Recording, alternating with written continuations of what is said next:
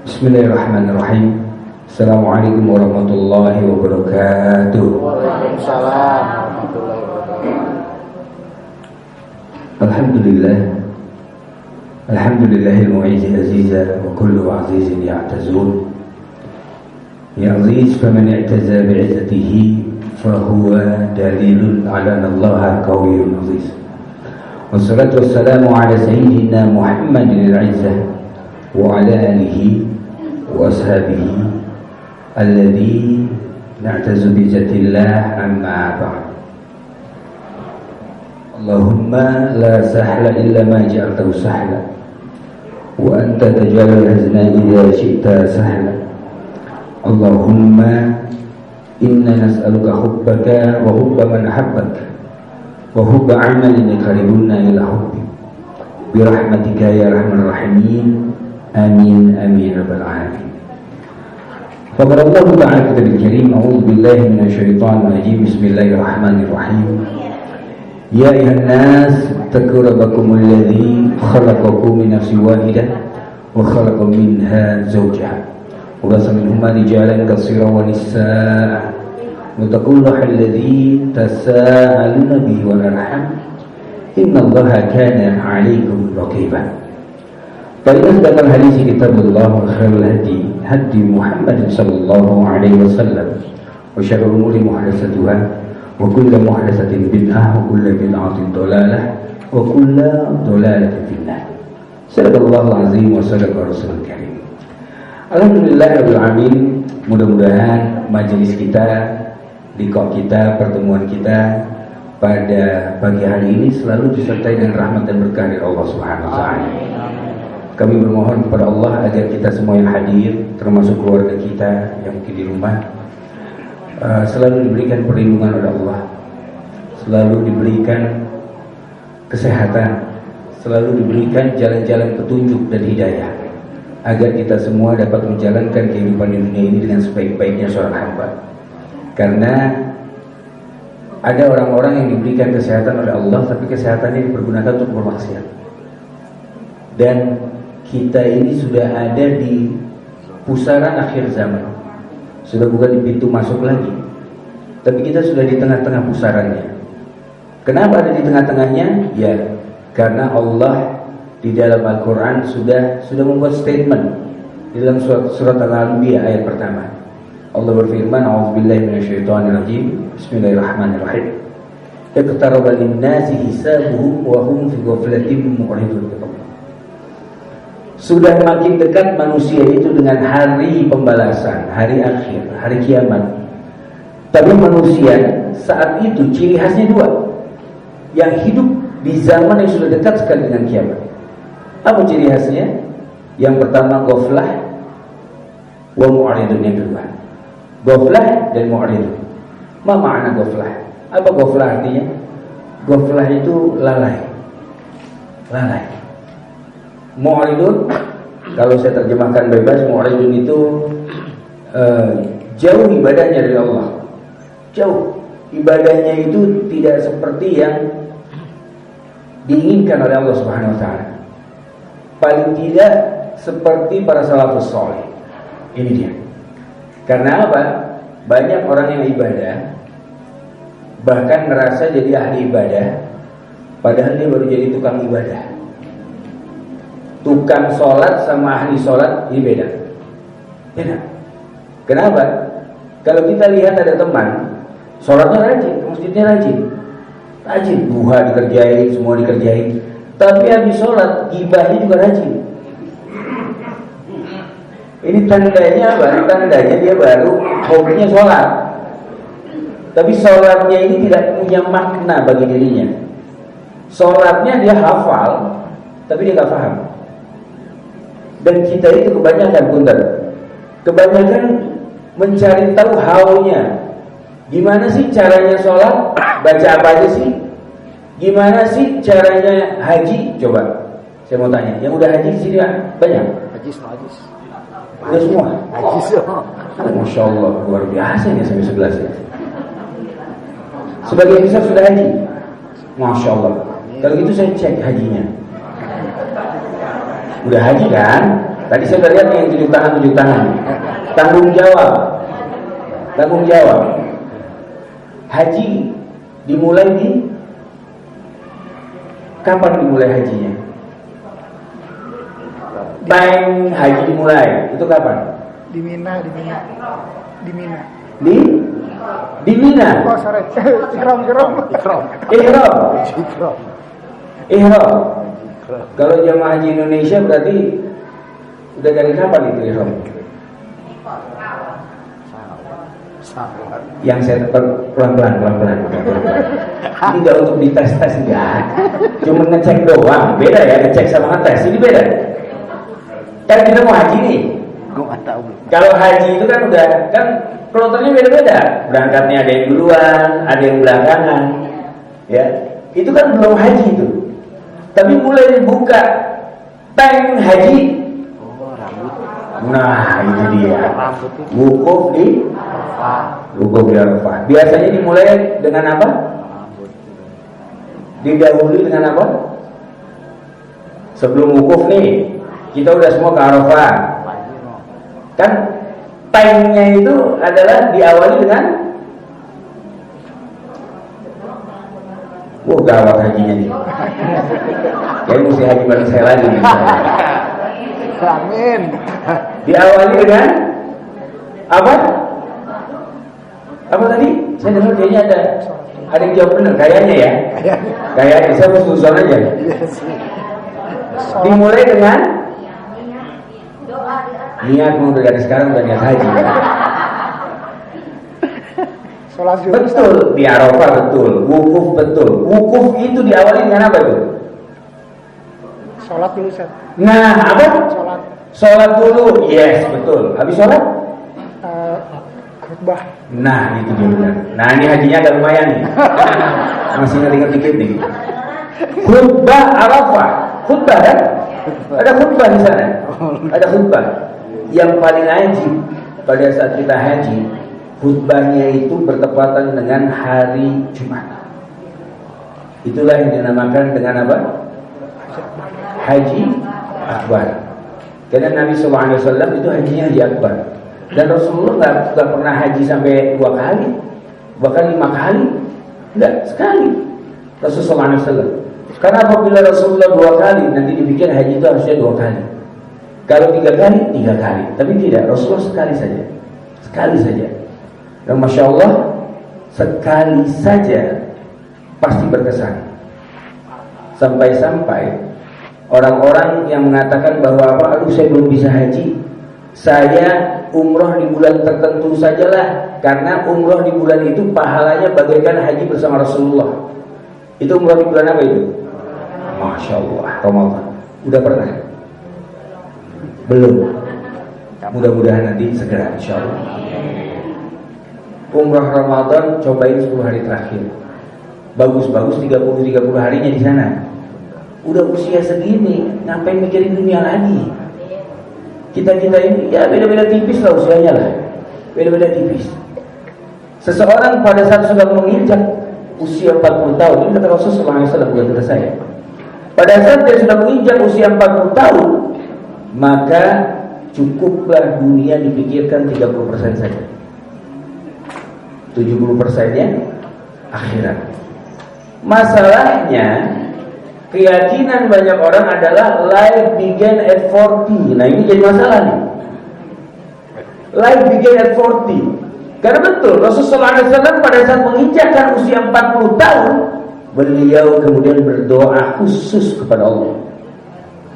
Ya, berdoa khusus. Mudah-mudahan semuanya juga sudah doa khusus. Karena kan 40 tahun ini udah lewatnya udah gak lama kan? 10 tahun yang lalu ada. 14 tahun yang lalu. Saya Ustaz, mudah-mudahan doa saat itu. Doa sebagaimana Rasulullah SAW berdoa. Yang doanya gimana bunyinya? Rabbi auzi'ni. Oh, Masya Allah. Yang itu doa beneran berarti. Ya. Lanjutkan mudah.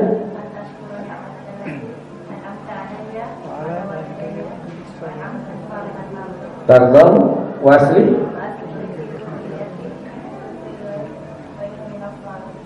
Masya Allah, hafal. Berarti diamalkan ini doanya. Yang artinya adalah Ya Allah, tambahkanlah nikmat kepadaku. ya Allah, tambahkanlah nikmat padaku. Benar. Kepada kedua orang tua. Robi Alfir. An asykura nikmataka lagi. Punten. Ini adalah pembuktian kalau apa? Terkadang kita fokusnya kepada retorika. Satu. Retorika dari haunya seperti apa? Atau yang kedua, menghafal tapi tidak paham. Dihafal tapi nggak paham. Coba kita baca pada saat sholat misalnya. Bacaan sholat itu kan sambil ngantuk-ngantuk juga pasti paham. Hafal maksud saya. Nggak akan lewat itu karena kita terbiasa sholat. Tapi pada saat kita coba cek satu persatu bacaan sholatnya, apa artinya? Nah ini mulai goyang ini. Karena apa? Saking hafalnya, kita lalai untuk memahami artinya apa. Sehingga sholat kita akhirnya jadi ritualitas saja. Ritual yang penting sholat, gugur kewajibannya, tetapi hatinya tidak pernah bersatu dengan Allah Azza wa Jalla. Ini problem. Apalagi usia kita sudah 54 tahun, 55 tahun, itu udah menjelang maghrib berarti. Yang kita subhanallah, ini saja dalam keadaan cuaca yang luar biasa begini, kita sudah kehilangan teman baik, wafat, ketiban pohon. Subhanallah. Ini gak disangka-sangka. Nah kita yang hadir di ruangan ini, semua ini adalah hamba-hamba Allah yang sedang ngantri untuk mati. Dan itu pasti. Kullu nafsin za'iqatul maut. Masya Allah. Semua yang bernyawa itu pasti mati. Dan di dalam ayat lain Allah berfirman, wa likulli ummatin ajal, fa iza jaa ajaluhum la yastakhiruna sa'ah wa la yastaqdimun. Setiap umat itu ada batas waktunya. Kalau batas waktu sudah sampai, itu nggak bisa dinego itu. Malaikat maut nggak bisa dinego. Nggak bisa mau dicepetin 1 menit atau 1 detik atau diakhirkan 1 detik. Enggak.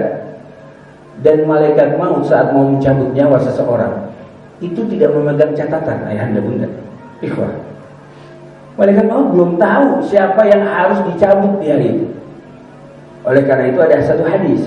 Walaupun hadisnya masih diperselisihkan oleh ulama, ini dianggap hadisnya hadis lemah. Tapi selemah-lemahnya hadis ini lebih kuat dan lebih baik daripada maqalatul ulama. Selemah-lemahnya hadis, ya. Kecuali hadis palsu. Kalau hadis palsu udah nggak usah didengerin, apalagi dihafalin. Dan celakanya, punten, masih ada para asatidz, ustazah gitu, terutama ustaz yang saya lihat, yang membawakan hadis palsu pada saat khutbah Jumat dan nggak tahu kalau itu hadis palsu karena sudah saking fahamnya, melekatnya di dalam kita, saking melekatnya terbiasa mendengarkan itu, akhirnya nggak bisa terima kalau itu hadis palsu. Padahal jelas dalam kitab hadis-hadis maudhu itu salah satunya apa itu? Surga berada di bawah telapak. Pernah dengar ini? Kita meyakini itu kan? Meyakini, saya juga meyakini dulunya. Karena apa? Begitu mulianya seorang ibu. Sampai-sampai pada saat sahabat bertanya kepada Nabi SAW, ya Rasulullah, man abaru? Ya Rasulullah, kepada siapa aku harus lebih paling berbaktinya? Umat, kepada ibu. Lagi-lagi dia tanya, mana dong? Siapa lagi? Ibu. Siapa lagi? Ibu. Siapa lagi? Ayah. Siapa lagi? Ternyata masih terus hadisnya itu. Gak sampai ayahmu saja selesai. Tidak, itu masih koma. Siapa lagi? Sumal akrab wal akrab, kata Nabi. Dan baru setelah itu kerabat dari yang paling dekat baru keluar. Sehingga apa? Kakak adik dari ayah kita atau ibu kita. Itu yang dimaksudkan. Nah, pada saat kemudian ada hadis palsu yang nempel ke sana, sekarang bunda bayangkan, ayahanda bayangkan, ikhwah, surga itu istilahnya ya, ini dalam tanda kutip, produk unggulannya Allah, ya kan? Masa kemudian diumpamakan diletakkan di bawah kaki seorang ibu. Walaupun ibu itu mulia, tapi bukan berarti luput dari dosa. Dan berapa banyak ibu-ibu nanti punten yang masuk ke dalam neraka? Banyak. Bahkan di satu neraka Ladha namanya, itu basement kedua itu. Neraka Ladha ini Rasulullah mengatakan, aku tidak pernah melihat yang paling banyak wanita masuk ke dalam neraka kecuali di sana. Dan mereka diberikan kuku-kuku dari tembaga. Ada yang mencakar-cakar wajahnya sendiri, dan ada yang mencakar-cakar payudaranya. Dan itu di sana, subhanallah. Wanita. Terus surga, kalaupun surga diletakkan pasti di atas kepala. Tapi kenapa kemudian surga itu menjadi produk unggulan Allah? Ini biar pagi-pagi nggak ngantuk. Dua arah. Kalau satu arah aja, usia segini mah kita udah wassalam bentar lagi. Sambil mikir, biar pagi-pagi mikir lah sama-sama kan. Jangan saya doang yang mikir ini, sama-sama kita. Kenapa surga? Kenapa? Kok Allah kayaknya jualannya surga? Sementara kita sholat mengharapkan masuk surga kan? Ya, kita ibadah yang lain, sedekah, kemudian apa? Zakat, kemudian yang lain-lain, itu harapannya untuk surga. Untuk masuk surga. Kita melakukan ketakwaan, kita melakukan hal-hal yang baik, bermohon kepada Allah, berharap Allah akan menganugerahkan makhluknya yang lain kepada kita.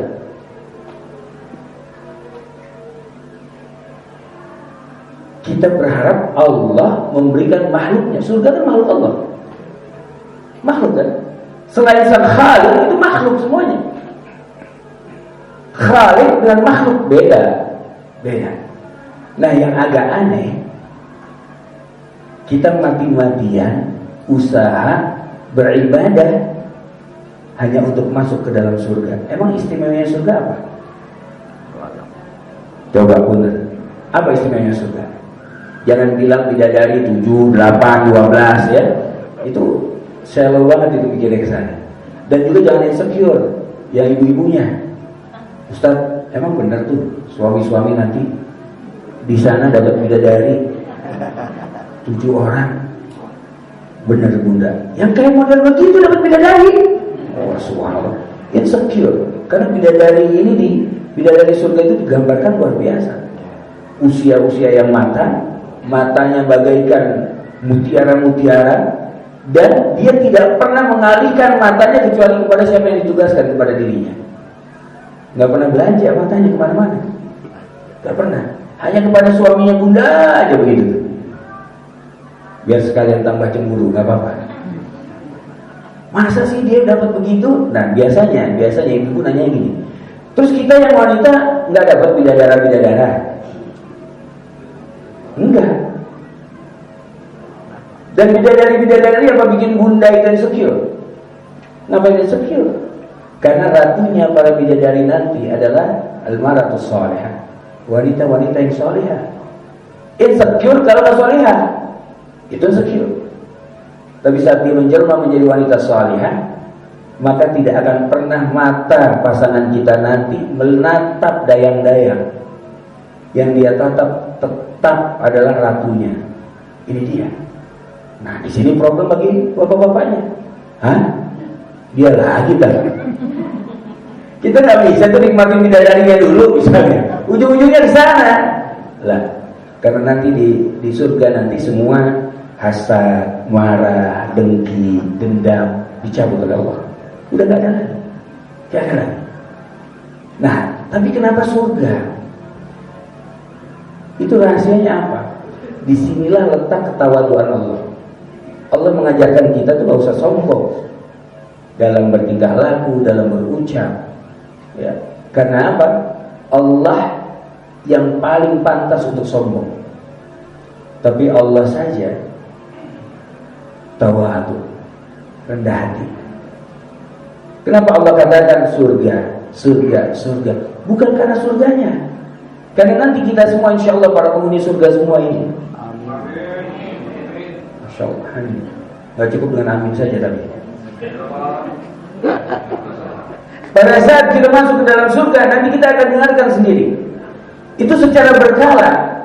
Nanti Allah bertanya kepada penghuni surga, wahai hamba-hambaku, ya ibadi, kata Allah, apakah kalian sudah puas menikmati surga? Kita kompak, belum, ya Allah, belum. Ya, kalau belum silakan teruskan, lanjutkan. Nanti secara berkala mendengar lagi, akhirnya kita pun penasaran. Ya Allah, sudah deh. Oh, ini kayaknya penting nih, ada apa nih pertanyaan ini? Pada saat semua mengatakan sudah, maka Allah mengatakan, Allah berfirman, apabila kalian sudah puas, maka aku akan menunjukkan dan menampakkan wajahku kepada kalian. Jadi kita masuk surga, nggak langsung lihat Allah, enggak, belum. Disuruh menikmati dulu. Dan nanti Allah akan tanya, kenapa Allah tanya begitu? Ini pun menjadi penelitian bagi para mufasir, ahli tafsir. Ambil dari hadis-hadis yang lain, lihat kenapa ya? Gak mungkin Allah itu berbicara sia-sia. Ada apa ini? Ternyata kalau Allah sudah menampakkan wajahnya kepada kita, niscaya keindahan surga itu sudah bukan satu-satunya yang ada di pikiran kita.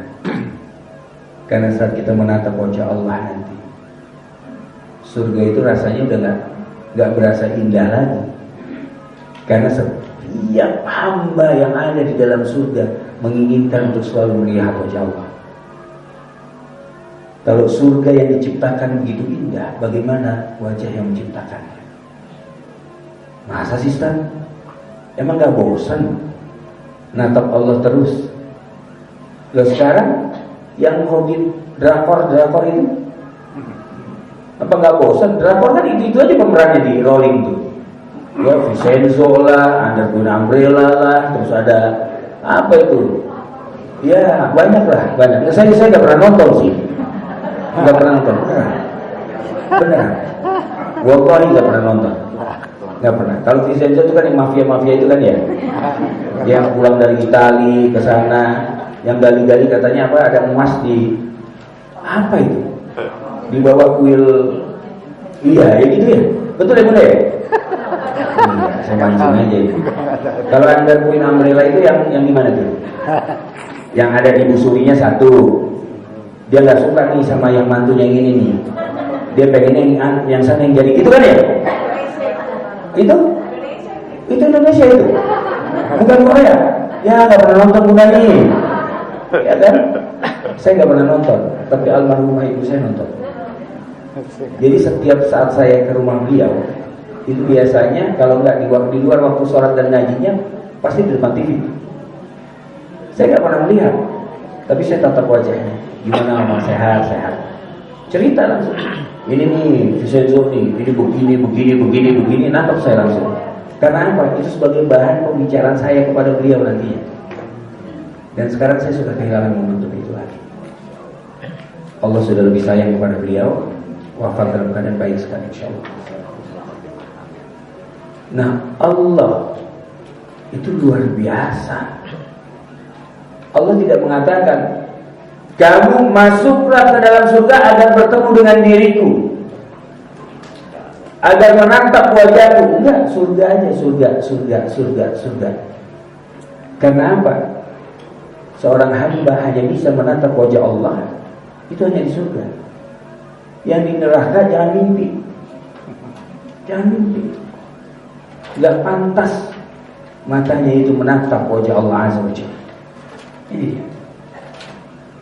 Dan Allah pun punya sense of humor yang tinggi. Karena dalam hadis yang sahih dikatakan nanti Allah itu muncul dua kali. Yang pertama Allah muncul dengan wajah yang kita nggak kenal. Loh, emang kita udah kenal Allah sebelumnya? Yes. Udah lihat? Sudah. Tapi kemudian kita lupa. Memang sunatullahnya begitu. Di mana? Alam ruh. Dalam surah Al-Baqarah, Allah yang mengatakan sendiri, berfirman, saat itu diambil persaksian antara kita dengan Allah, hamba kepada Rabbnya. Alastu bi rabbikum, kata Allah.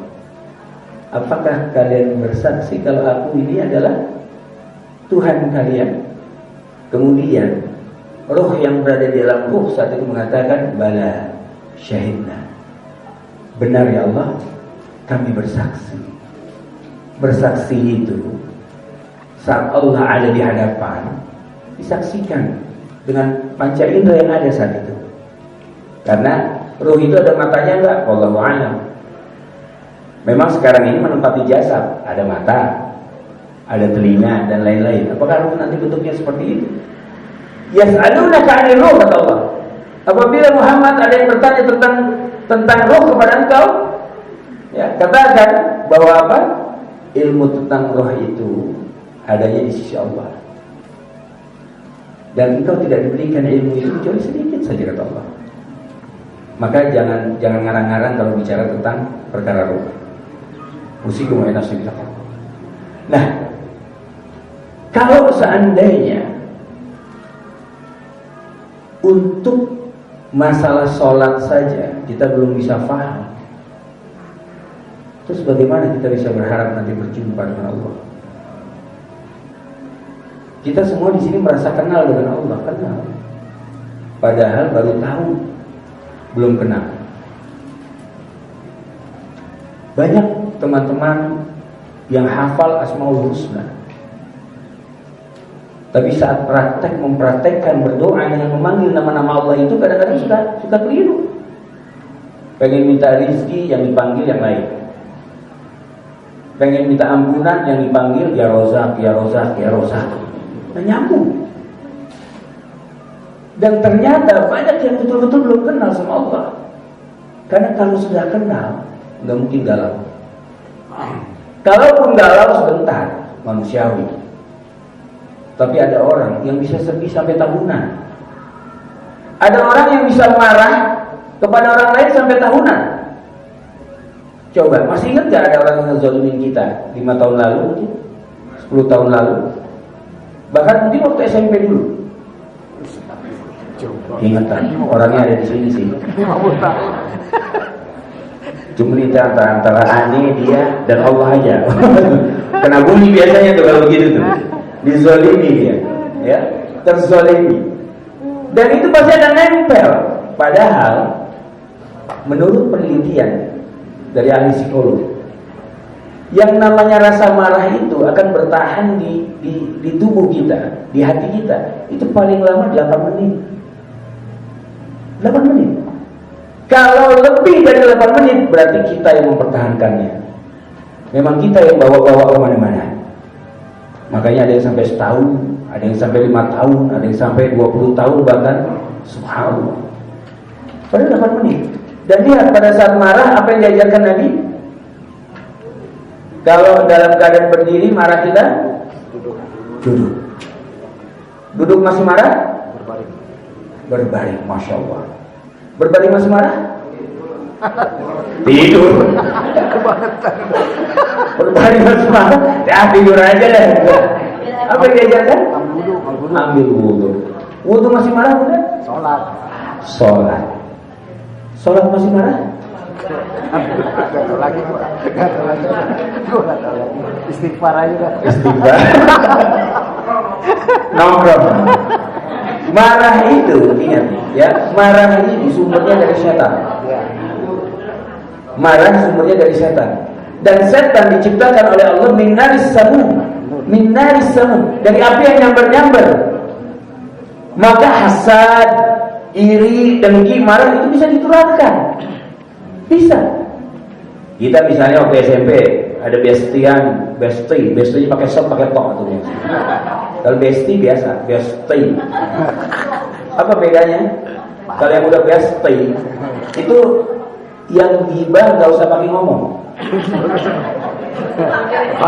Yang kelihatan aja udah paham itu. Cuma gini aja. Itu subtitlenya panjang. Nah itu bestie namanya. Karena udah lekoh banget itu. Ya. Nah, kalau seandainya kita mempunyai lingkungan yang model seperti ini, itu bahaya sekali. Kemudian lingkungannya dipertahankan. Kalau berubah, insya Allah berubah semua. Yang penting pentolannya berubah. Tapi kalau tidak, mempertahankan pertemanan buat mereka seolah-olah baik, padahal tidak baik sama sekali di hadapan Allah. Berapa banyak mungkin yang meninggalkan atau left group karena di grupnya itu ada aja diomongin tentang si fulan lah, tentang fulanah lah.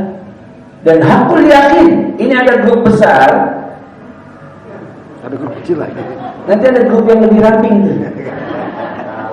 Grup teman-teman dekat. Yang kolam besarnya kan nggak begitu semua dekat kan? Ya kan? Ini kan 70 orang. Terus itu kata berapa banyak? Kita paling banyak 500-an. Berapa? 400 paling 500. 400. Masya Allah, 400. Bayangin. 400 nggak mungkin akrab semua. enggak. Akhirnya ada grup teman-teman dekat. Minimal grup kelas deh. Kelas emang akrab semua? Enggak. Muncul lagi grup satu lagi, tring. Grup anak-anak belakang. Ini biasanya anak-anak yang paling bangor tuh belakang tuh, yang celangap kalau guru lagi ngajar kan begitu tuh, bercandaan aja belakang. Ada juga grup depan, macam-macam lah. Di ujung bisa tinggal 3 orang, ada grup lagi. Grup teman-teman dekat banget, ada banget ya. Karena teman-teman dekatnya udah ada, ya. Nah, disitulah setan mudah sekali untuk menghembuskan itu hasad, dengki, iri, karena merasa udah akrab. Gue yang paling tahu dia juga paling tahu gue. Kalau gue marah sama seseorang, dia pasti marah, nggak mungkin enggak. Padahal itu asumsi. Tapi karena nggak enak sama temennya, lihat, akhirnya dia ikut bermusuhan dengan teman yang lain. Dia gak enak sama teman, tapi sama Allah enak aja. Padahal temannya gak ngasih apa-apa. Allah yang kasih selama ini. Allah yang memberikan kepadanya semuanya selama ini, bahkan kepada temannya sekalipun. Dan dulu mungkin kita menjalaninya. Dan berapa banyak tali silaturahim yang kita putus cuma gara-gara perbedaan pendapat. Ini nih udah ngaji begini, nanti rutin ngajinya, wallahi akan bisa terpecah juga. Kalau gak legowo ya. Kalau gak legowo, karena nanti ada yang mengatakan pengajian di sini mah masih kurang. Kau mau ngaji bener kesana tuh, ikut sama ana. Wah, masya Allah. Ya akhi, ya ukhti, wah masya Allah. Itu kata kalimat itu dikeluarkan seolah-olah kakinya sebelah udah di surga aja seolah-olah. Masih jauh. Dan seperti ini, contoh, pulang pengajian itu kan kalimatnya baik semua. Kalau ketemu di pengajian, kalimatnya apa yang keluar? Alhamdulillah, masya Allah, tabarakallah, wah masya Allah. Itu dari mereka anak pengajian itu biasanya. Pengajian banget itu, wah masya Allah. Ana uhibbuki fillah, wah itu udah ada lumayanan dikit lah kira-kira begitu. Ya ngajinya udah setahunan lah kira-kira. Udah ada panjang dikit, gitu. Iya. Bahkan ibunya, bapaknya bisa dia katakan haram. Saya gak bisa serumah lagi kalau seperti ini. Ya keluar aja mesti jadi bapaknya. Gak bisa serumah ya keluar, silakan. Hati-hati. Ilmu memang mendahului amal, tapi ada adab yang mendahului ilmu.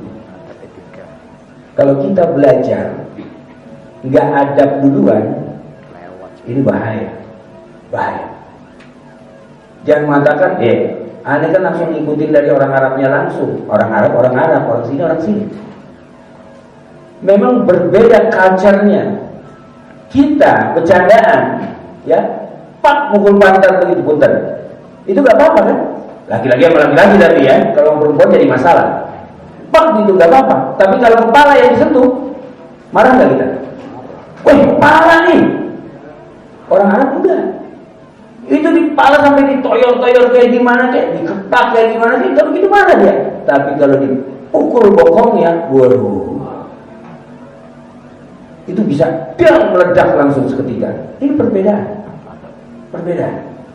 Namun saat siapapun yang beragama Islam tinggal dimanapun mereka mempelajari kitab-kitab adab, bagaimana adab kepada teman, bagaimana adab kepada pasangan, bagaimana adab kepada orang tua, kepada anak, kepada tetangga, macam-macam. Kalau adabnya dipelajari, maka dia tidak akan pernah mau menyinggung perasaan dari mukmin lainnya. Kita semua mafhum yang namanya dosa riba itu setara dengan apa? Berzina dengan ibu kandungnya sendiri. Berapa kali? Gak cuma sekali. 37 kali. Tapi ada dosa yang lebih dahsyat dari dosa riba, yaitu pada saat seorang mukmin yang mengaku dirinya mukmin menyakiti hati mukmin lainnya. Nah ini malah sering dilakukan, jangan-jangan.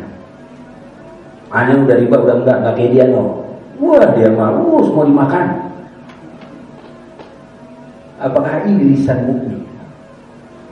Nah oleh karena itu Masya Allah, di usia kita yang sudah seperti ini momentum yang luar biasa. Silaturahim. Dan kalau kalimat silaturahim muncul, biasanya tadi yang disampaikan Pak Ketua tadi ya, wah memang orang soleh ini. Saya di Nurul Hidayah ketemu dia lagi. Pengajian di tempat anak-anak Al-Azhar dia lagi. Wah saya bilang gak bosan-bosan ini anak. Masya Allah ya. Nah pada saat kemudian muncul kalimat silaturahim, yang terbayang apa? Panjang umur. Terus kemudian membuka pintu rezeki. Kalau sudah ada kalimat rizki yang lewat pertama kali melintas di kepala kita apa? Cuan. Ya kan? Rizki itu adalah apa? Angka-angka yang tertera pada m-banking kita, pada rekening kita. Padahal angka-angka yang tertera di sana belum tentu menjadi rezeki kita. Kita yang capek-capek ngumpulin, tiba-tiba yang nanti akan menikmati anak-anak, anak cucu kita. Dan pada saat dinikmati, belum tentu menikmatinya sebagaimana yang kita sudah rencanakan. Dikasih ke panti asuhan, bangunkan masjid, bangun yang lain-lain. Udah kita kumpulin, wafat duluan, belum berwasiat. Dan lupa dia berwasiat takwa kepada putra putrinya. Akhirnya putra putrinya jadi ahli maksiat. Uang yang banyak yang ditinggalkan oleh orang tuanya dipakai semua untuk bermaksiat di hadapan Allah Subhanahu wa taala. Apa itu konsep rizki di kepala kita? Itu gak jadi rizki, itu jadi musibah. Sementara kita kalau sudah bawa m-banking, kiri sekarang gitu kan, ada ATM, hati tenang keluar rumah. Suami gak ikut, istri gak ikut, gak apa-apa. Handphone ketinggalan, waduh, jauh kayak dimanapun, pulang putar balik itu, apalagi bapak-bapaknya. Apalagi dipikir, aduh, belum di lock lagi, wah, udah jadi masalah juga. Wah, pulang cepat-cepat. Ya. Tapi istrinya ketinggalan, belum tentu mau balik dia. Suami ketinggalan, udah nyusul. Tapi kalau handphone ya, dia bela-belain balik. Itu tandanya apa? Mana yang lebih berharga? Pasangan apa handphone?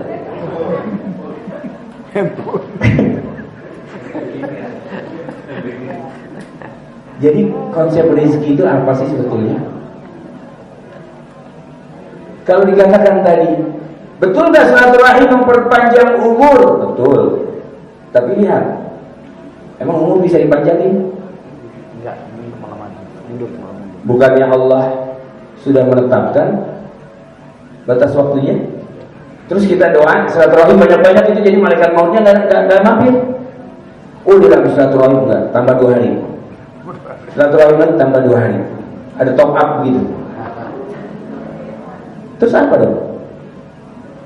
Kenapa memperpanjang umur? Ini hal yang perlu kita kritisi dengan pemikiran kita ya, Anda Buddha Ikhwan. Apalagi usia kita segini.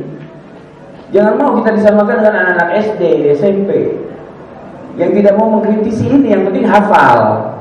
Karena apa? Biar nilainya bagus. Emang kita masih cari nilai? Hatam tiap tahun. Minimal Ramadan setahun sekali, minimal itu.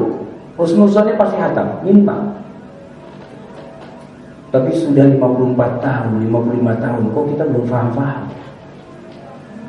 Sampai-sampai kalau terawih di tempat imam yang bacaannya panjang-panjang, bahkan semalam 1 juz, itu gampang.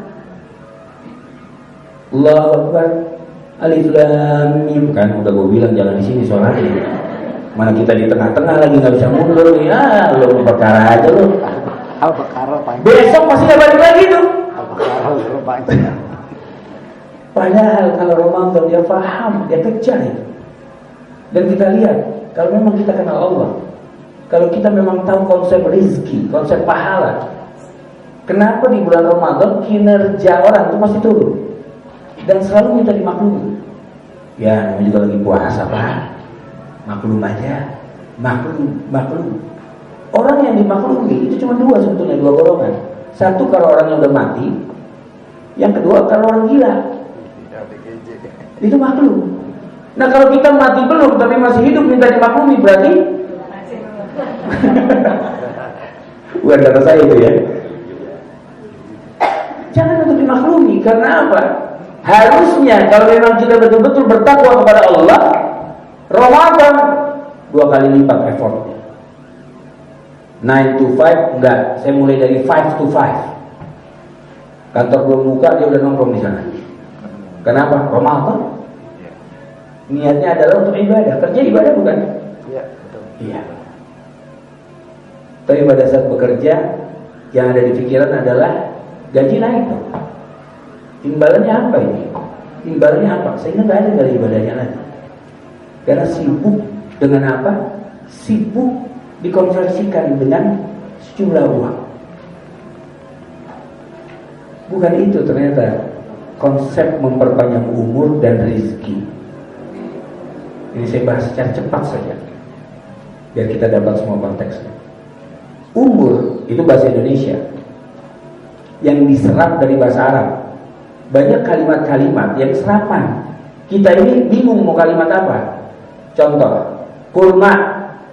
Kalau di Indonesia kurma matang, kurma muda, kurma busuk, kurma macam-macam kan tuh ya. Kurma. Kalau bahasa Arab nggak begitu. Kurma sama. Kurma muda rutop. Berubah dia. Kata-katanya berbeda. Kompleks. Nah pada saat kita katakan umur ini berbeda dengan apa yang disampaikan di dalam hadis Nabi. Al-umru. Ma makna al-umru? Al-umru itu bukannya batas usia, bukan. Tapi al-umru itu diartikan dengan kebermanfaatan. Kebermanfaatan. Lihat pada saat Allah berfirman tentang masalah memanfaatkan masjid, membuat masjid itu makmur. Ya'muru. Itu al-umru maksudnya. Nah, di batas usia yang sudah Allah tetapkan, kebermanfaatan apa yang sudah kita dapatkan, itu yang dimaksudkan. Memperpanjang umur itu bukan jumlah angkanya, bilangannya, bukan. Tetapi dengan usia yang sudah segitu-gitunya, ternyata apa? Ternyata amal ibadah dia tetap akan bergulir. Dan bahkan di dalam surah Al-Imran Allah berfirman, وَلَا تَحْسَبَنَّ الَّذِينَ قُتِلُوا فِي سَبِيلِ اللَّهِ أَمْوَاتًا بَلْ أَحْيَاءٌ عِندَ رَبِّهِمْ يُرْزَقُونَ, kata Allah. Dan janganlah kalian mengatakan bahwa orang-orang yang terbunuh, yang mati di jalan Allah, itu mati. Tidak, kata Allah. Bal ahya'un, tapi mereka hidup. Inda Rabbihim, di sisi Tuhannya. Yurzaqun. Nah ini menarik. Diberikan rizki. Kalimat yurzaqun itu fi'il mudhari. Kalau dalam bahasa Inggrisnya present tense. Lah orang bukannya kalau sudah wafat rizkinya udah selesai. Kenapa ini ada kekhususan? Yurzaqun. Kenapa nggak pakai fi'il madhi?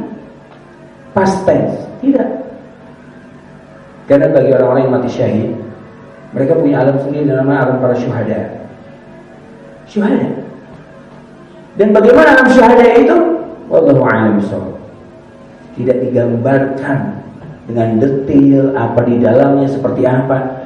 Saking khususnya, saking eksklusifnya, yang mengetahui isinya hanyalah para syuhada. Insyaallah. Kalau kita mau tahu, mati syahid. Salah satu caranya mati syahid itu jangan dipikirin mesti ke Palestina. Ingat itu. Kenapa? Kita memperjuangkan Palestina wajib. Mendoakan wajib banget. Tapi berangkat jihad ke sana saat ini belum wajib. Kenapa belum wajib? Karena ulil amri kita belum meneriakan jihad. Kalau tiba-tiba besok bangun tidur, Pak Prabowo bilang, jihad kita, berangkat semua ke Palestina, haram bagi kita untuk tidak berangkat. Jadi paham ya? Karena ketaatan kepada Allah itu salah satu turunan sampai yang terkecilnya itu ketaatan pada ulil amri. Atiullah wa atiur rasul wa ulil amri minkum. Itu kita perlu taat. Nanti lu taat. Ulil amri yang mana nih? Kan aneh gak milih dia. Udah mulai nih. Politik. Tapi takdirnya dia yang jalan. Mau gimana pun caranya takdir Allah. Taat, selesai. Karena taat kita kepada Allah bukan kepada personnya. Ya.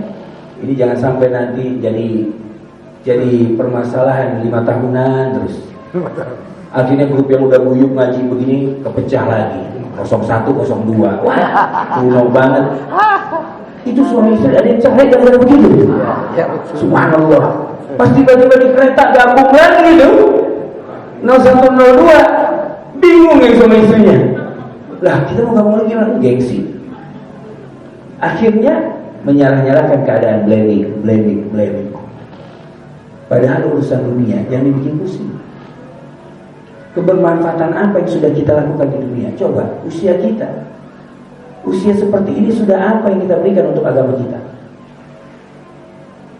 Jangan hanya untuk anak-anak saya, pasangan saya. Nah, khairun nas anfa'u linnas. Linnas bukan cuma anak istri. Anak istri manusia juga, tapi masih banyak manusia yang lebih membutuhkan. Kebermanfaatan apa yang sudah kita lakukan?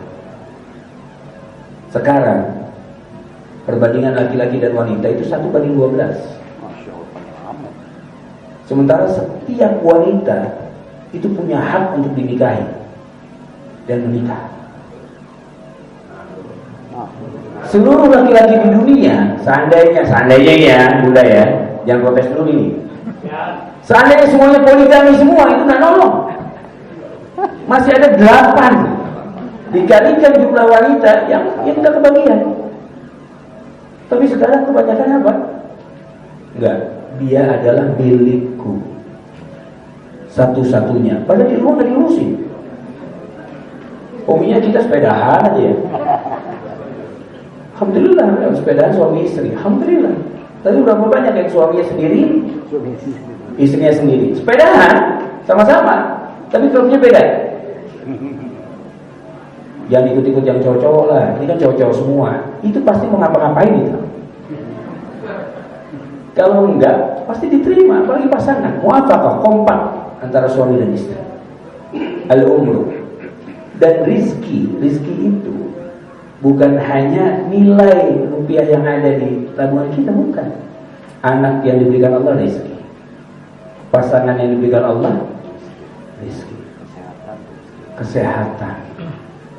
Teman-teman soleh dan solehah, ini rezeki bukan? Pasangan kita itu bisa jadi musuh pada saat di hadapan Allah. Hakul yakin, walaupun tidak semua. Tapi saking banyaknya di dalam Al-Quran Allah berfirman, lihat, ya ayyuhalladzina amanu inna min azwajikum wa auladikum aduwwan lakum fahzaruhum, kata Allah. Wahai orang-orang beriman, sesungguhnya di dalam diri pasangan-pasangan kalian dan anak-anak kalian itu ada musuh-musuh bagi kalian, maka waspadalah kepada mereka. Waspada. Tapi jangan sampai pulang dari sini nanti beda nih sama pasangan di rumah. Pasangan mau ngapain? Ngapain lo? Ngapain? Saya mesti waspada di kata Abu Fida. Oh, bahaya ya. Waspada yang dimaksud adalah pada saat kita tidak bisa mendidik bagi yang laki-laki, tarbiyah. Karena konsep tarbiyah pendidikan bagi kita keliru. Kasih aja istri lah, kamu lah ibunya anak-anak, kan Madrasatul Ula, oh Masya Allah, udah ngaji nih. Ibu itu kan madrasah pertamanya anak-anak. Betul, tapi bapaknya itu kepala sekolahnya. Madrasah ini bangunan kayak begini. Bangunan, tempat mereka belajar. Cuma nggak ada kurikulumnya.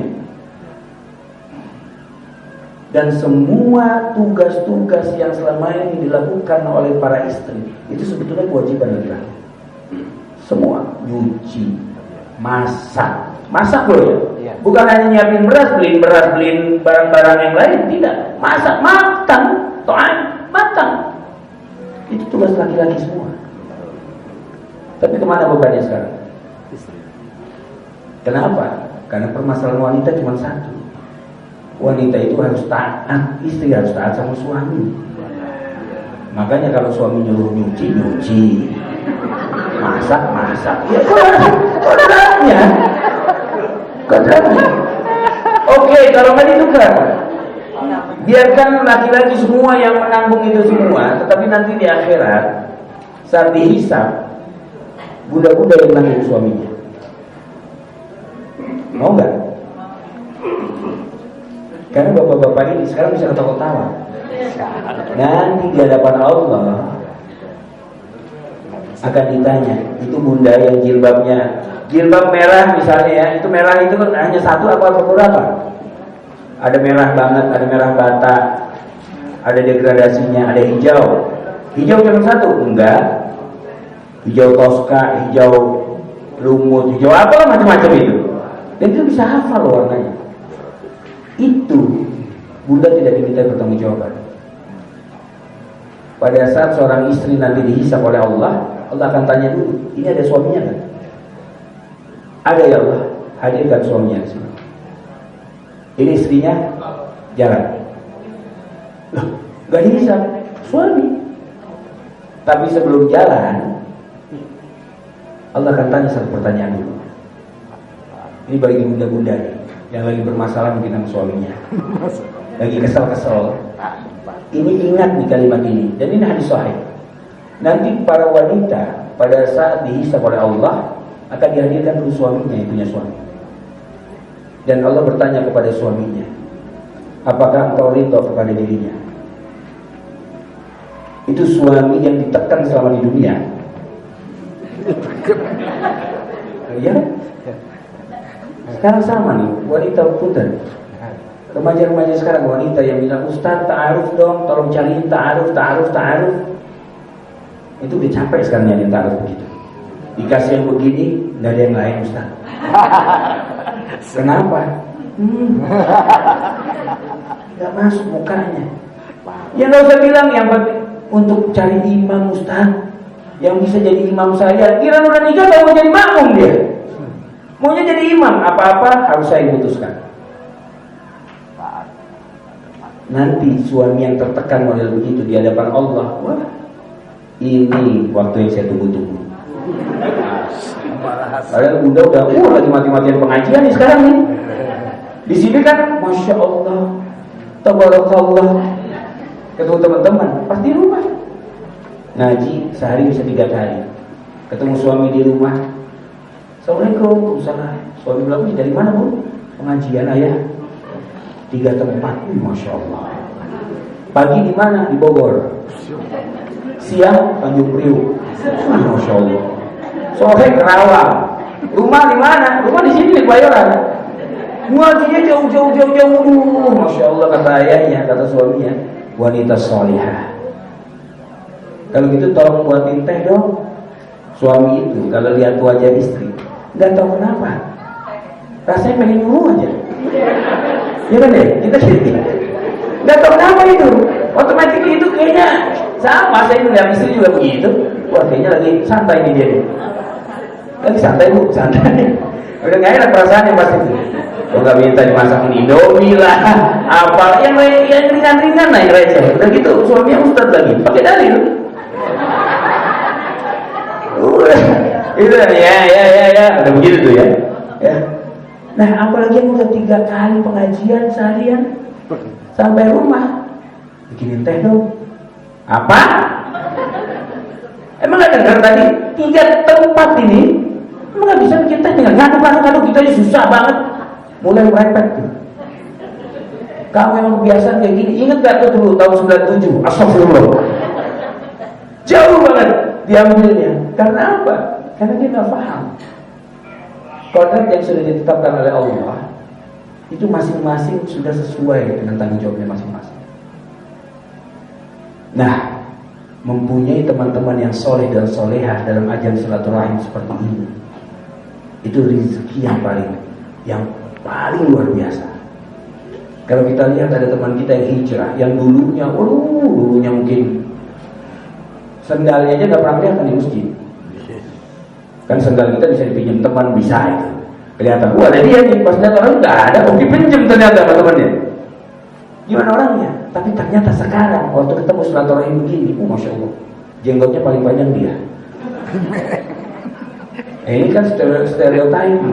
Ya, orang Indonesia kan begitu ya.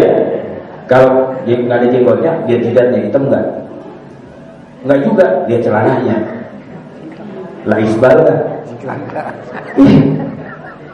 Stereotyping. Kita fokus kepada yang model begitu-begitu. Emang dipikir kalau udah jenggotan, celana laisbal, jidat hitam 2 terus soleh? Belum tentu. Dia yang lebih pantas untuk jadi imam. Biasanya begitu. Lihat mau sholat di musola nih ya, di mall di mana kan, ya gitu. Jenggotnya panjangan ya. Beliau misalnya, kalau beliau pasti soleh, insyaallah. Ini tempat lain, pengajian lain ya, bukan di sini. Dan biasanya kita pun begitu ya, Ustaz, enggak Ustaz. Ustaz, bukan, main dipanggil tata aja. Silakan. Karena apa? Stereotype. Tiba-tiba baca Al-Fatihah, subhanallah, masih kemana-mana. Tapi lagi-lagi takdir Allah sudah jatuh dan dia yang jadi imamnya. Yang diuji adalah kita yang menjadi imam. Nah, saat kita punya teman yang soleh dan solehah, ikhtitam, pegang baik-baik. Kenapa? Karena teman yang soleh yang bisa memberikan syafaat kepada temannya. Dan dari 7 golongan yang diselamatkan Allah di padang mahsyar, salah satu golongan itu adalah 2 orang yang bersahabat karena Allah. Mereka berjumpa karena Allah dan berpisah karena Allah. Itu bisa memberikan syafaat satu dengan yang lain. Pasangan belum tentu. Tapi bisa nggak pasangan? Bisa. Oleh karena itu, ayahanda bunda, ikhwah, karena ini pertemuan awal. Pertama pemanasan dulu. Tapi kayaknya saya pernah ngaji di sini juga deh. Iya. Bukan angkatannya ini kali ya. Di sini. Makanya di situ tuh waktu itu. Tapi di SMP 11. Mungkin angkatan berapa kali? Kalau ini angkatan 87 lulus SMP berarti kan? Ya. Ih, udah lama juga ya. Baru kemarin. Ya betul, usia 54, 55 begitu ya. Masya Allah. Itu luar biasa. Tandanya apa? Tandanya amal solehnya jauh lebih banyak. Sudah berapa kali malam atau sudah berapa Lailatul Qadar yang dia dapatkan? Sementara kami belum tentu mendapatkan Lailatul Qadar yang sama jumlahnya dengan ayahanda bunda. Belum tentu. Tapi bagi yang bermaksiat, mau sampai umur berapa sih? Allah sudah berikan pemberi peringatan kepada kita. Rambut putih kita uban. Itu pemberi peringatan yang hakiki. Yang kadang-kadang kita catkan biar gak kelihatan, padahal itu pengingat bagi kita. Pengingat. Nah, mudah-mudahan saya bermohon kepada Allah, ajang ini bukan yang pertama dan terakhir. Jangan hanya dijadikan euforia saja. Karena apa? SMP lain juga punya tuh pengajian begini, masa kita enggak? Jangan kalah dong sama 12, 13. Masya Allah. 12, 13 depan-depan berantem mulu lagi dulu kan? Iya. 11 berantem enggak? Iya, betul. Berantem. Dikit salah. Bayar dikit. Berantemnya sama siapa biasanya? 12. 29. 19. Masya Allah. Luar biasa. Untung masih pada hidup ya. Mudah-mudahan ini akan menjadi ajang yang istiqomah, insya Allah. Dan mudah-mudahan Allah anugerahkan kematian syahid bagi kita semua. Amin. Pegang baik-baik hadis ini, ikhtitam penutup bagi kajian ini. Man kharaja min baitihi fi talabil ilmi fahuwa fi sabilillahi hatta yarji. Barang siapa yang keluar dari rumahnya untuk menuntut ilmu agama nih, model kayak kita, maka Allah ganjar dia itu dengan pahalanya, pahala jihad fi sabilillah hatta yarji, sampai dia kembali ke rumahnya. Nah, kalau kita ini dari sini tiba-tiba naudzubillah ini, tiba-tiba ajal sampai, tabrakan di tengah jalan, belum sampai rumah, matinya mati syahid. Asalkan tujuannya pas tabrakan bukan ke Fortune. Iya. Bukan ke tempat-tempat yang begitulah. Tidak. Pada saat dia betul-betul ingin kembali ke rumahnya dan niat kesini betul-betul menuntut ilmu, maka dia akan dibangkitkan dan bersamai para syuhada. Ini. Dan barang siapa yang menghafalkan Quran di dalam usia yang senja ini, di kita-kita ini, belum hafal-hafal, mentok ya naba. Lihat naba aja panjang banget. Amma yatasaalun anhu panjang. Enggak sampai ini, Pak. Saat enggak sampai tiba-tiba ajal yang sampai, maka dia akan dibangkitkan dengan para penghafal Quran yang 30 juz. Asalkan betul-betul niatnya karena Allah. Mudah-mudahan kita dianugerahkan kematian yang baik, insyaallah. Amin amin ya rabbal alamin.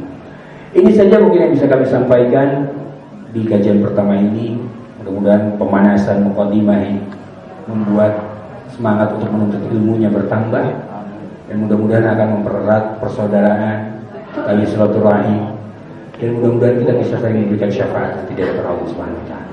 Amin amin ya rabbal alamin. Ini saja yang kami sampaikan. Mohon maaf apabila ada kata-kata yang kurang berkenan. Mohon dibukakan pintu maaf yang sebesar-besarnya. Jazakumullah khair ala husni istimaikum, lakum minni hubbu wa du'a. Assalamualaikum warahmatullahi wabarakatuh.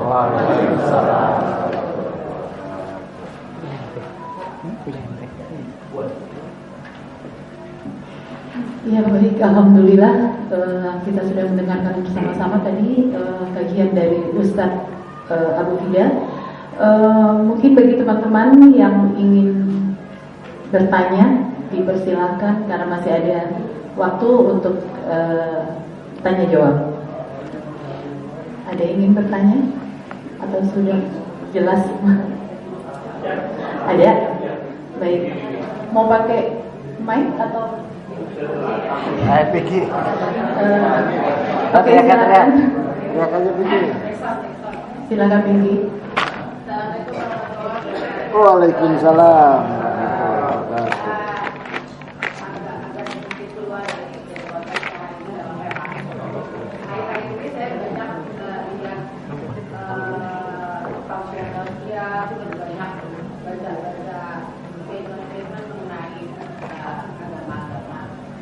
Apa benar kok banyak statement yang menyatakan kita tuh nggak boleh kirim surat Al-Fatihah pada orang yang sudah meninggal. Gimana hukumnya? Sementara itu juga termasuk orang tua. Sementara kita kan anak-anak wajib kirim doa buat orang tua. Dan orang tua dulu deh, teman-teman yang lain. Ya, kita nggak tahu ya, dan saya juga kemarin juga baru lihat seperti. Dan ada yang bilang bahwa kita nggak boleh nyebutin orang yang udah meninggal itu dengan almarhum atau almarhumah. Itu gimana penjelasannya?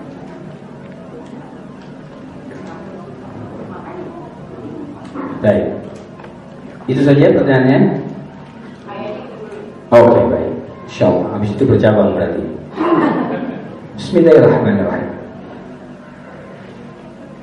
Saya mencoba berhusnuzon, ya, karena di dalam bermuamalah dengan siapapun kita kedepankan husnuzon.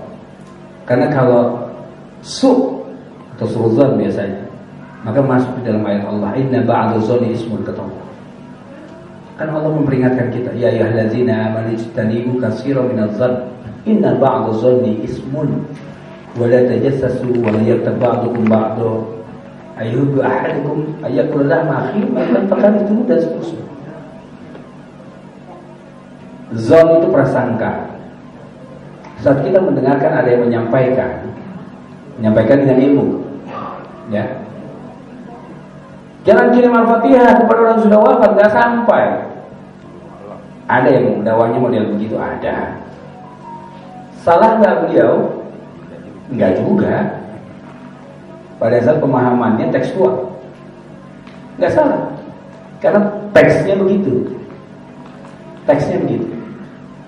Namun kalau kita bicara konteks, apalagi mengambil istinbat hukum terhadap satu hal, ya, satu hal di luar ibadah. Pada saat kita mengambil istinbat hukum, pastikan bahwa kita tidak hanya menggunakan satu dalil. Contoh misalnya, saya agak panjang sedikit menjelaskannya biar takribul faham, mendekatkan pemahaman. Karena kalau tidak dijelaskan ini secara lebar, saya nggak akan paham. Baik. Hadis tentang membaca Bismillahirrahmanirrahim di dalam Al-Fatihah. Itu hadisnya ada 70 lebih. Dari 70 lebih hadis, akhirnya diambil 4 kesimpulan. Dari 4 kesimpulan, akhirnya masing-masing bisa mengambil sikap hukum terhadap kesimpulan yang dibuat oleh para ulama. Karena membaca Bismillah bagi Imam Abu Hanifah atau mazhab Maliki, mazhab Hanafi maksudnya, Bismillah itu bukan merupakan bagian dari Al-Fatihah. Jadi kalau ayahanda bunda, ikhwah, sholat di Pakistan misalnya, Turki sebagian, ya, atau paling jauh Spanyol, yang bermadzhab Hanafi, nggak akan pernah dengar yang namanya Bismillahirrahmanirrahim di dalam Al-Fatihah. Karena bagi Imam Abu Hanifah, Bismillah itu hanyalah pembatas surat. Loh, Al-Fatihah 7 ayat. Itu akhirnya kurang dong. Hanya 6 ayat. Tetap 7 bagi beliau. Di mana? Di ujung. Dipotongnya. Di ujung. Dan akhirnya menjadi 7 juga. Sab'ul Masani. Kalau perbedaan yang paling mendasar adalah membaca Al-Fatihah, maka sholat akan bermasalah. Betul nggak? Karena membaca Al-Fatihah di dalam sholat itu hukumnya apa? Rukun, wajib, atau sunnah? Nah, ayo. Hukumnya? Nah, ngaco banget. Hukumnya rukun, bukan? Baca Al-Fatihah di dalam sholat itu rukun. Kalau kita tidak membaca Al-Fatihah, hilaf nih. Hilaf saja sholat tidak sah, apalagi disengaja. Nah bayangkan kalau pembacaan Al-Fatihah kita itu masih keliru. Pantas sholatnya masih sering, tapi gibahnya juga nyusul. Pantas ada orang di Kementerian Agama, orang yang pasti sholat, korupsi. Yang ada korupsi pengadaan Quran, kuota haji, hal-hal yang berhubungan dengan ibadah. Gak beres tuh orang-orang Kementerian Agama, masa ibadah juga dikorupsiin. Karena memang di Kementerian Agama usahanya begituan. Kalau yang lain mungkin lain. Wallahu a'lam. Tapi apakah mereka orang-orang yang tidak sholat? Sholat. Namun jangan-jangan sholatnya tidak bermakna. Saking hafalnya, saking ngerasa dari kecilnya udah di pesantren, ya begini mah gampang. Tapi berapa banyak anak yang di pesantren itu menyeleweng sekarang, nyeleneh jauh sekali dari nilai-nilai yang sudah diajarkan. Dan akhlak anak-anak pesantren sekarang beda bang. Subhanallah, memang sudah akhir zaman. Nah, kalau membaca Bismillah saja ada 4 perbedaan. Sementara ini rukun. Ini yang harusnya diperdebatkan dengan tajam.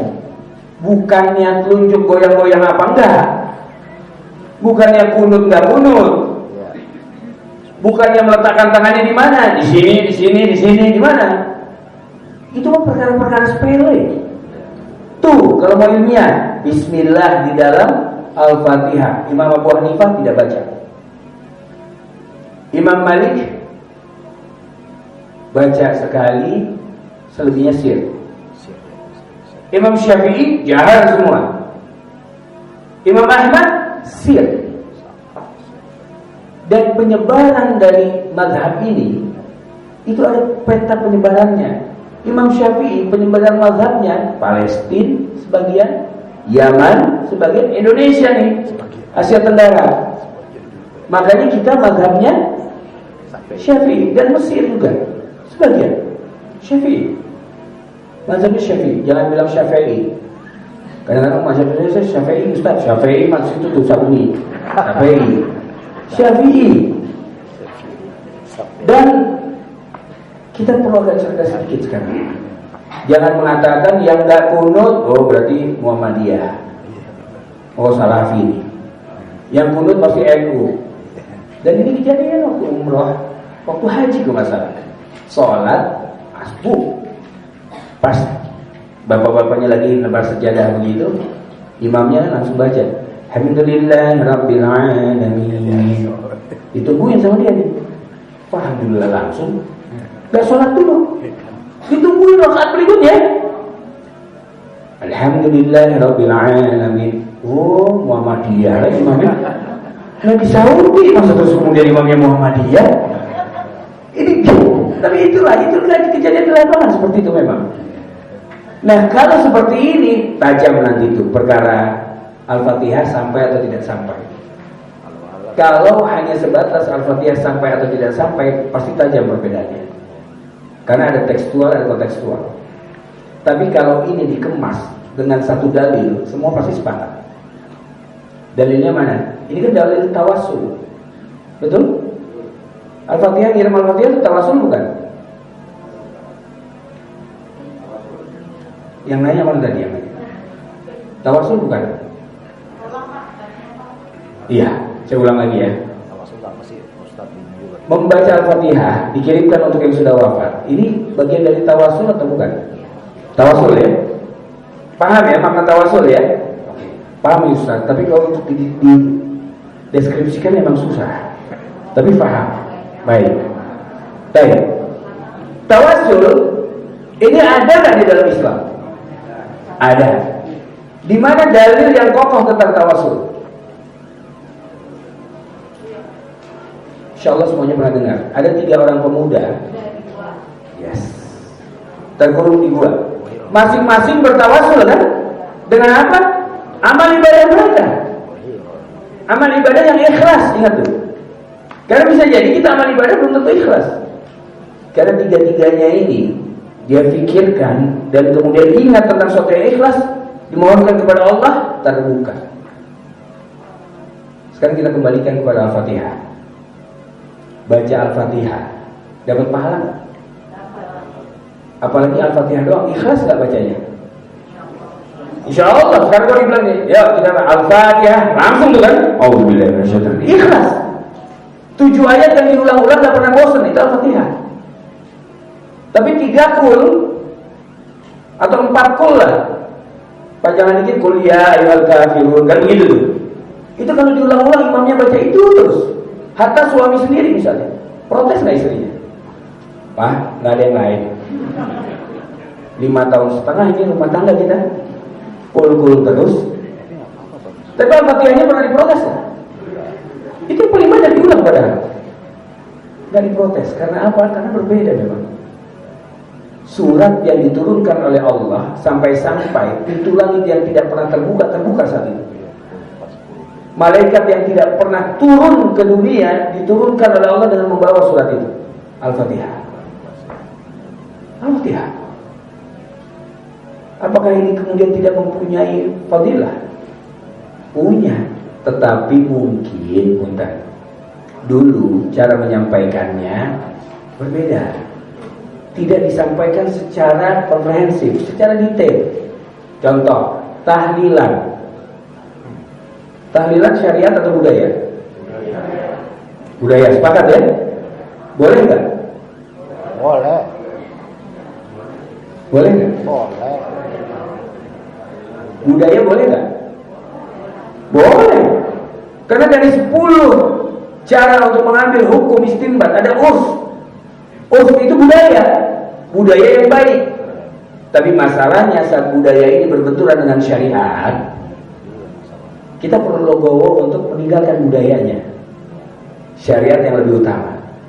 Tahlilan itu awalnya nggak ada himbuan annya.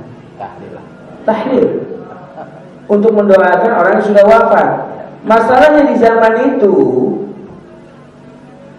seorang wali songo ya mengatakan kepada rekan-rekan yang lain, Sunan Kalijaga mengatakan, di tempat saya orang kalau diajak kumpul untuk mendoain orang yang sudah wafat itu jarang ada yang datang. Kenapa? Alasannya nggak kenal. Wah, saya nggak kenal. Doain apa? Bersaksi apa? Orang saya nggak tahu orangnya. Akhirnya beliau katakan, kalau untuk tahlil, tahlil ya kumpul tahlil. Tahlil kan membaca apa? La ilaha illallah. Itu kan tahlil. Tahmid. Alhamdulillah, subhanallah, Rabbana walakal hamd, tahmid. Pujian. Nah, tahlil semua datang. Pada saat sudah datang membaca la ilaha illallah, baru kemudian dia kita doakan. Peta komplit udah duduk, nggak mungkin berdiri lagi. Akhirnya doakan, dan dari sanalah mulai diimbuhkan dengan tahlilan. Tahlilan ada bahasa Arabnya tahlilan, nggak ada kan? Itu kan imbuhan kita. Dan ini pernah dikritisi oleh Sunan Bonang. Beliau katakan, ini jangan nih. Kalau ini tidak dijelaskan, khawatir ini akan dianggap syariat. Kejadian enggak? Kejadian. Tapi kalau ini dijelaskan dari awal, caranya menjelaskan juga dengan tidak menyalah-nyalahkan, bukan dengan kemudian bid'ah, jangan duduk sama dia. Ente mau duduk sama siapa? Tiba-tiba tetangganya di sebelah rumah adalah yang berbeda pemahaman, terus rumah dia kemalingan, tetangganya mengatakan, oh enggak, kita kan alul bid'ah, biarin aja dia mah.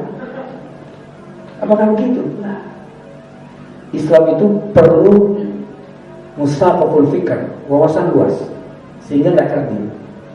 Nah, kita bisa menyampaikannya dengan cara membaca Al-Fatihah itu kan dapat pahala. Ikhlas kan kalau baca Al-Fatihah udah ngirim Al-Fatihah ikhlas kan? Itu loh yang dimaksudkan. Khususnya begitu. Ngirim Al-Fatihah ikhlas. Coba ngirim 100.000 aja. Buat apa? Dibuat kas pengajian, belum tentu dulu. Bisa jadi ngirimnya di ujung-ujung juga pas mau pengajian berikutnya. Bisa. Tapi kalau Al-Fatihah, insya Allah ikhlas semua. Di dalam keikhlasan itu ada pahala yang luar biasa. Man qara'a harfan min kitabillah falahu asru hasanah. Satu huruf saja dari kitab Allah itu 10 kebaikan bagi dia. Al-Fatihah berapa huruf? Berapa banyak pahala yang Allah berikan kalau dia ikhlas? Nah, pahala ini ditawasulkan. Tapi kalau jelasin begini setiap pengajian, setiap tahlilan, orang bubar. Jadi begini ya, kita akan kirimkan Al-Fatihah, tapi bukan Al-Fatihah sebetulnya. Terus penjelasan seperti yang saya jelaskan tadi. Orang gak jadi. Kenapa? Kelamaan nih Ustaz. Tapi kalau dijelaskan seperti ini, faham. Singkatnya, yuk kita kirim Al-Fatihah. Maksudnya itu, penjelasannya bisa dipahami maksud saya ya? Ya. Kalau ada pendahuluan kalimat yang dilarui, khususnya dilarui atau dilarui dalam Fatihah. Nah itu kalimat depan itu gimana? Emang harus dibaca atau bisa niat dalam hati khususnya mengirim surat Al-Fatihah buat siapa atau surat yang lain buat siapa gitu? Kalau kalimatnya seandainya itu harus dibaca, bid'ah. Tapi boleh nggak dibaca? Nggak diharuskan ya. Tapi boleh nggak dibaca? Itu kan sebetulnya bahasa Indonesia yang diarabin. Khususon ilaruhi fulan bin fulan. Fulan bin fulan, biar kelihatan keren aja ustaznya. Biar kelihatan sikah, biar kelihatan bisa dipercaya aja. Dikit-dikit berbahasa Arab kan? Kan itu lebih sikah jadinya. Karena ada kekhususan mau dikirimkan kepada ruhnya siapa? yang sudah wafat ini. Misalnya Ruh Muhammad, di Arab Muhammad semua. Muhammad, kita kenali Muhammad, dipanggilnya. Muhammad yang mana nih? Binnya yang menentukan kemudian kan.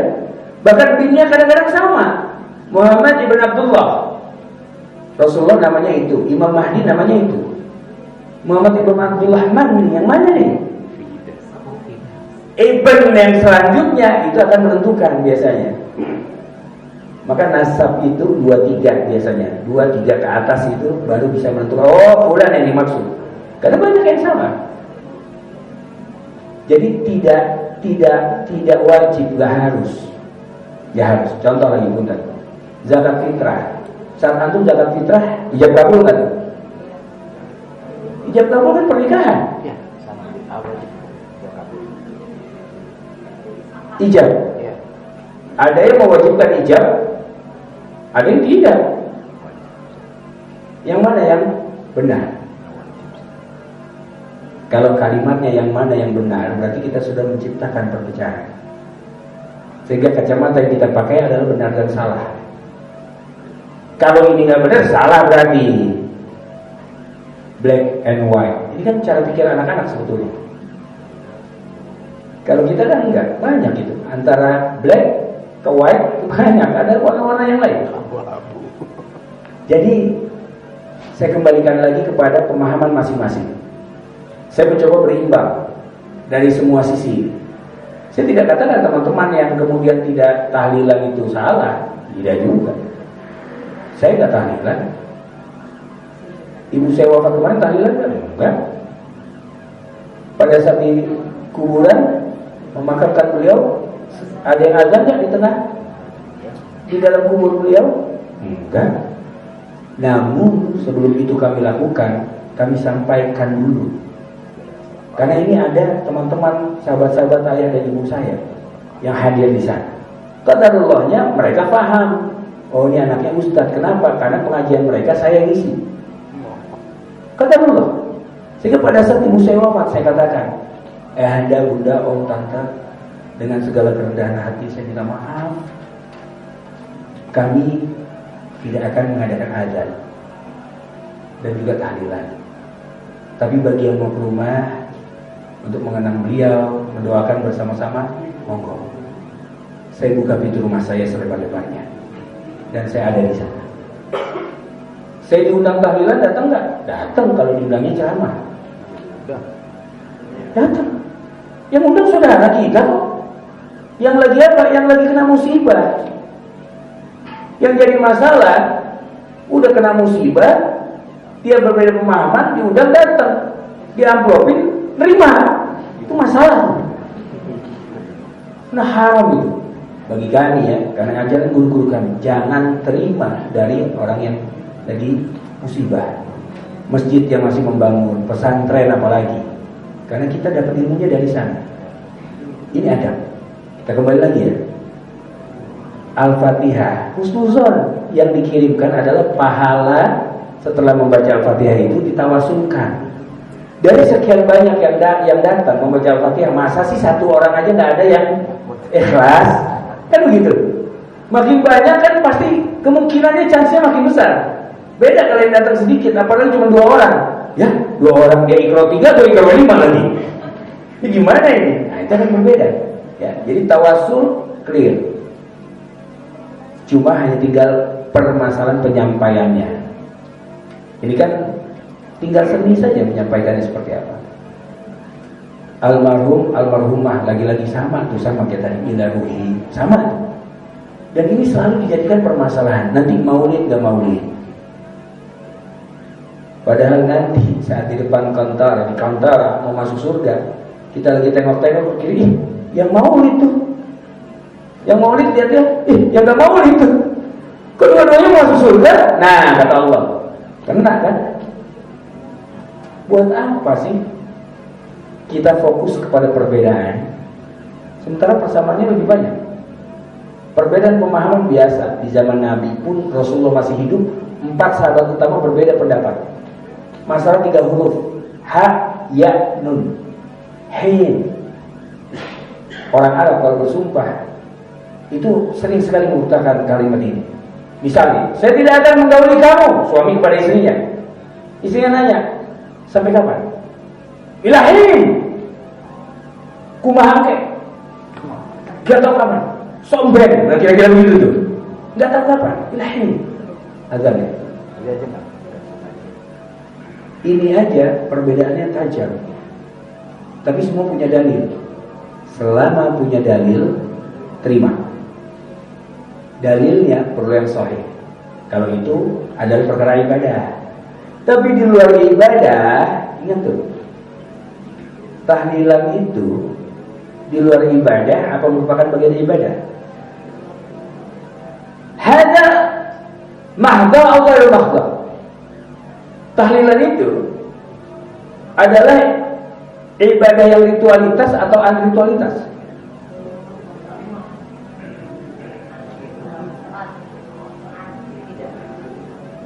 Anritualitas.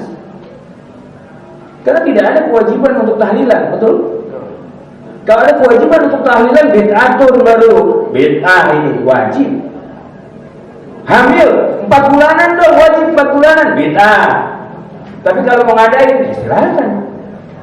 Kenapa ngadain 4 bulanan? Karena saat ini ruhnya sedang ditiupkan oleh Allah.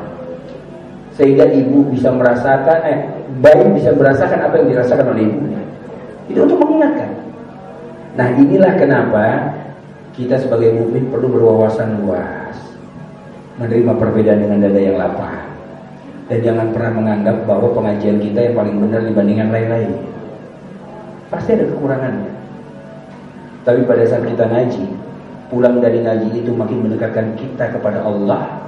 Pegang pengajian itu, ikutin terus.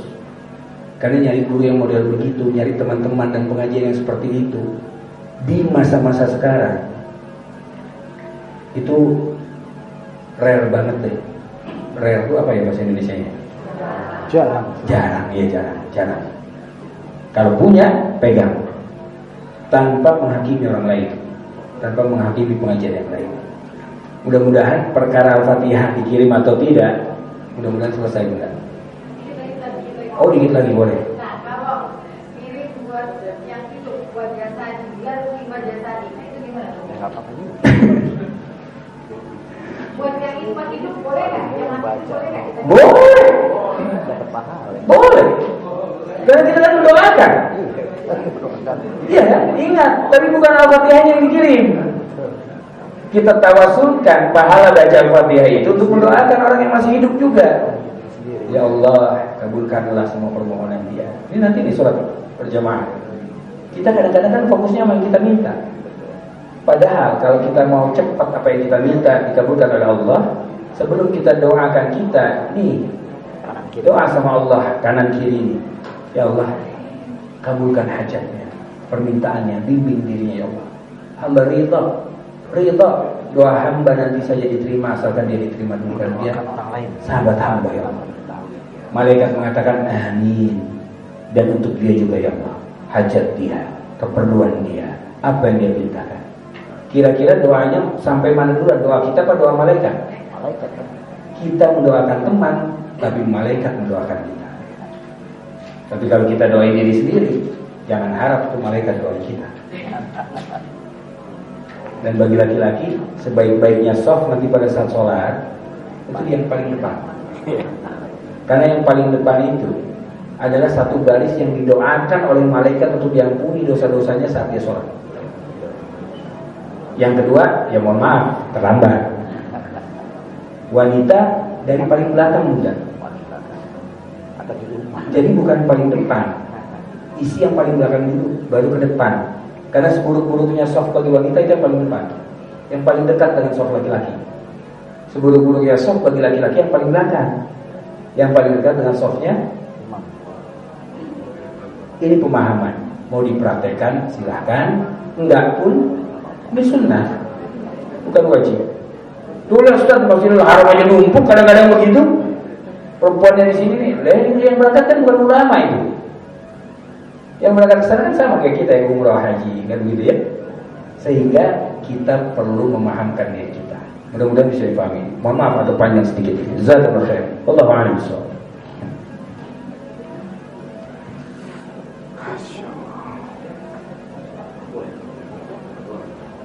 Baik, karena waktu sudah memasuki waktu zuhur, mungkin tanya jawab hanya untuk Pinky hari ini sendiri aja ya. Yang lainnya bersabar.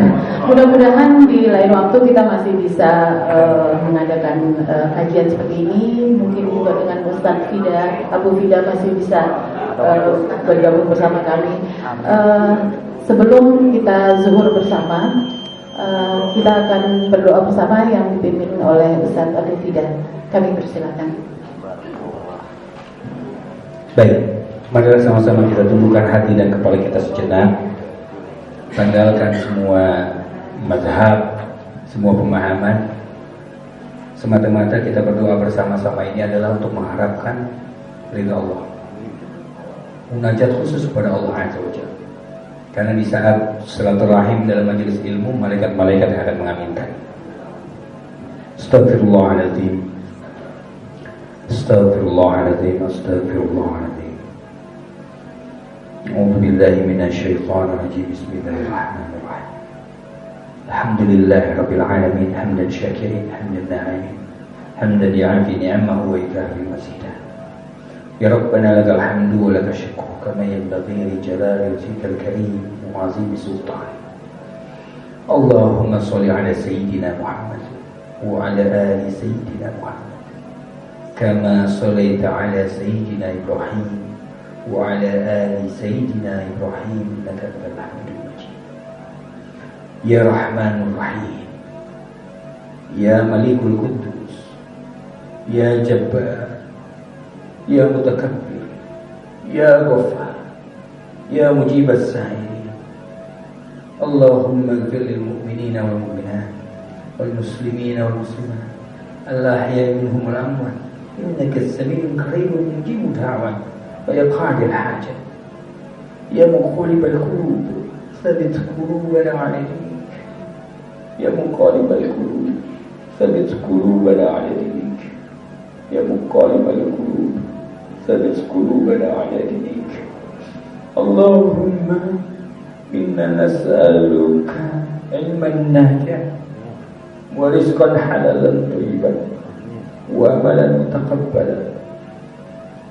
اللهم إنا نسألك السلامة في الدين والعافية في الجسد وزيادة في العلم وبركة في الرزق والتوبة قبل الموت ورحمة عند الموت ومغفرة بعد الموت.